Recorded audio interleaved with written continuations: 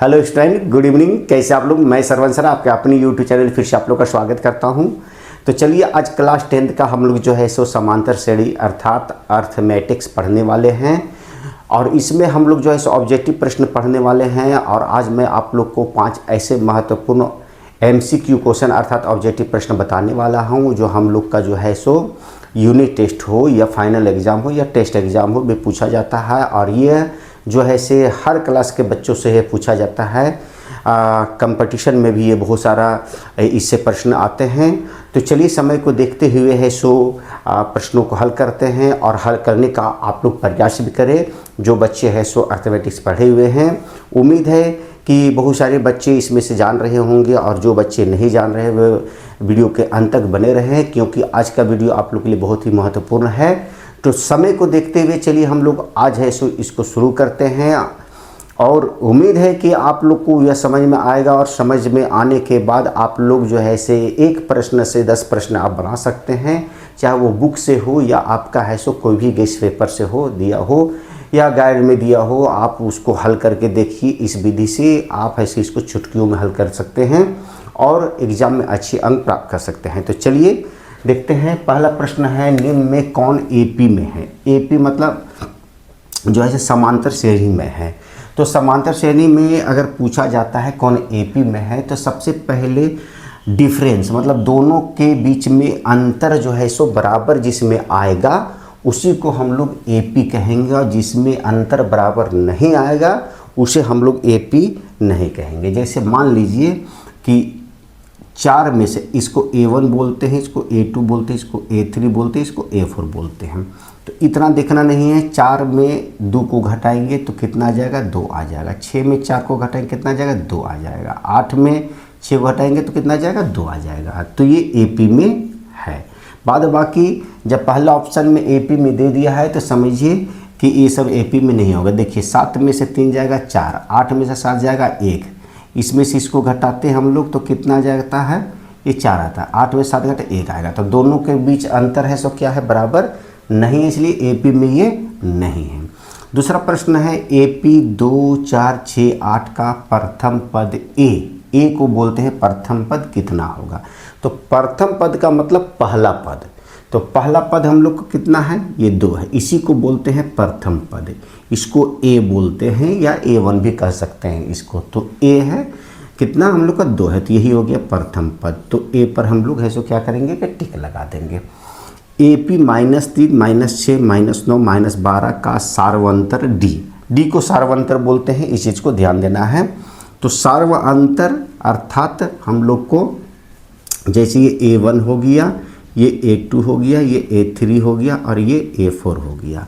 तो जब भी हम लोग D निकालते हैं A2 में से A1 को है से हम लोग घटाते हैं, मतलब दूसरे पद में से पहले पद को घटाते हैं। तो दूसरा पद -6 है और माइनस सूत्र में है और प्रथम पद कितना? -3 है। तो यहाँ पर -3 रखेंगे। इसको कोष्ठ में लिखेंगे क्योंकि माइनस माइनस एक जगह लिखाता नहीं है। तो -6 और माइनस माइनस +3। तो -6 में से 3 गया, कितना बच गया? -3। तो ये हम लोग का D निकल गया। तो -3 किस में दिया हुआ? पहला में ही दिया है। इसमें हम लोग टिक लगा देंगे। अगला क्वेश्चन है, -2, -4, -6 का 10वां पद कितना होगा? तो 10वां पद हो या 20वां पद हो या 21वां पद हो, हम लोग को सिर्फ एक सूत्र याद रखना है। क्या याद रखना है? वो सूत्र है A + D। A + D किसी भी पद को निकालने के लिए ये सूत्र याद रखना है। अब क्या करना है कि यहाँ पर जो है से प्रथम पद हम लोग देखेंगे कि प्रथम पद हम लोग को कितना है। तो -2 दिया गया है। प्रथम पद कितना दिया हुआ है? -2 दिया हुआ है। तो D कितना होगा हम लोग का? तो D -4 में -2 को घटाएंगे, -4 में -2 को घटाएंगे तो -4 -2। तो -4 में 2 जाएगा तो -2 बच जाएगा। तो D निकल गया हम लोग का -2 निकल गया। तो सबसे पहले इसको हम लोग बैठा देंगे। ये प्रथम पद कितना आ गया? -2 है। और चलिए प्लस है, प्लस लिख दिए। अब यहाँ पर D है तो D कितना दिया हुआ है? ये -2 दिया हुआ है। अब इसमें गुना करना है, तो जितना पद हम लोग को निकालने के लिए बोलेगा उससे एक कम पद से d को गुना कर देंगे। एक पद कम होना चाहिए, जैसे 10 है तो 9 से गुना करेंगे, 12वां पद बोलता तो 11 से गुना करते, 20वां पद बोलता तो 19 से गुना करते। तो यहाँ पर हम लोग क्या लिखेंगे, 9 लिखेंगे। कितना लिखेंगे, 9 लिखेंगे। तो आप सूत्र बना सकते हैं 9d। क्या बना सकते हैं, 9d, a + 9d। अगर 12 पद निकालने के लिए बोलता तो a + 11d हम लोग लिखते यहाँ पर। 20 पद बोलता तो a + 19d यहाँ पर लिखते हैं। मतलब जितना पद आपको बोलेगा उसमें एक पद को कम रखना है। अब देखिए यहाँ पर -2। अब इसको क्या करना है कि 9d है, 9d है, तो इसको सबसे पहले कोष्टक में रखेंगे हम लोग 9d को। अब यहाँ पर प्लस है और यहाँ पर 9 दूनी कितना हो जाएगा, 18 हो जाएगा।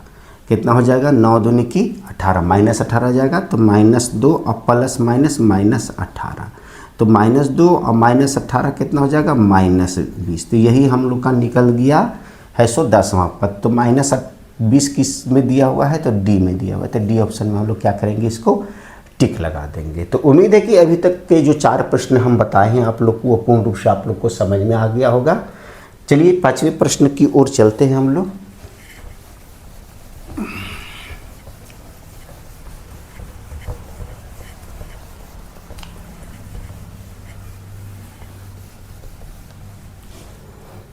पांचवा प्रश्न बोल रहा है 2, 4, 6, 8 का कौन सा पद शून्य होगा। कौन सा पद शून्य होगा।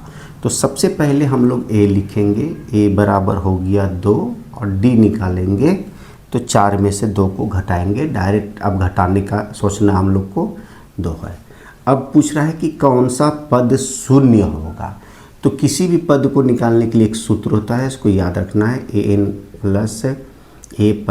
n-1 into D. ये एक फार्मूला है जो आप लोग को हमेशा याद रखना है। अब देखिए an मतलब कौन सा पद शून्य होगा। तो शून्य होने वाला जो पद है वो an है। क्या है, an दिया हुआ है, लेकिन n पूछ रहा है हम लोग को। क्या पूछ रहा है, ये पूरा दे दिया है, ये कौन सा पद शून्य होगा। अंतिम पद शून्य मतलब 0 ये हो गया। अब यहाँ पर प्रथम पद कितना है, तो 2 है, प्लस n निकालना है हम लोग को, इसी पद को निकालना है हम लोग को। और d दिया हुआ है, यहाँ पर 2 दिया हुआ है, तो यहाँ पर लिख दिए 0, इधर लिखेंगे हम लोग 2 प्लस, अब इसको इससे गुना करेंगे 2n हो जाएगा, -2 एकम 2 हो गया। अब यहाँ पर देखिए हम लोग क्या करेंगे कि ये माइनस और ये प्लस, इसको हम लोग क्या कर देंगे कि काट देंगे। क्या कर दिए, इसको काट दिए। अब इधर बच गया हम लोग का 0 बच गया और इधर बच गया 2n बच गया। तो n बराबर लिखेंगे 0/2। तो 0 को 2 से भाग देंगे तो कितना आ जाएगा, 0। तो कौन सा पद हम लोग का है सो शून्य आ गया, तो n बराबर 0 पद ही शून्य आएगा। तो यहाँ पर हम लोग ऑप्शन नहीं लिखे हैं, यहाँ पर 0 लिख देंगे, यहाँ पर 2 लिख देंगे, यहाँ पर c में है सो 3 लिख देंगे और d में है सो नन लिख दे, इन में से कोई नहीं। तो हम लोग को 0 आया है, तो 0 में है सो क्या कर देंगे, इसको हम लोग टिक लगा देंगे। तो ये 5 प्रश्न हम लोग का बहुत ही महत्वपूर्ण है और ख़ासकर ये प्रश्न आप लोग का बहुत ही महत्वपूर्ण है, क्योंकि इससे संबंधित बहुत सारे प्रश्न आते हैं। 2, 4, 6, 8 का कौन सा पद -20 होगा, कौन सा पद -18 होगा या 18 होगा, कौन सा पद 420 होगा। इस तरह से प्रश्न है सो हम लोग से पूछा जाता है। और उम्मीद है कि आज जो हम लोग ये 5 प्रश्न है सो हल किए हैं वो आप लोग को समझ में आया होगा। और इन प्रश्नों को यदि आप लोग समझ गए हैं पूर्ण रूप से तो आप लोग 1000 प्रश्नों को हल कर सकते हैं।